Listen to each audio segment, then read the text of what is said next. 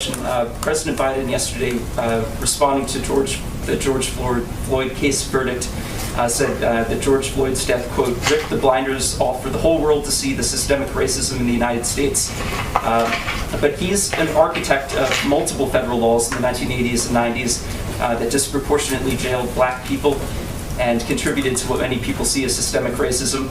The activist Cornel West said that Biden was, quote, one of the core architects of mass incarceration, and that, quote, I think Biden is going to have to take responsibility and acknowledge the contribution he made to mass incarceration.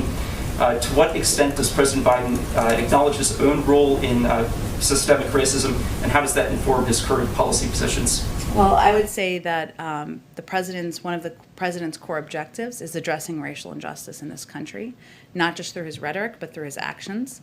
And what anyone should look to is his advocacy for passing the George Floyd Justice and Policing Act, for nominating leaders to the Department of Justice to address long, outdated policies, and to ask his leadership team here in the White House to prioritize these issues in his presidency, which is current and today and not from 30 years ago. Does he believe it's important to accept his own culpability? I think I've answered your question.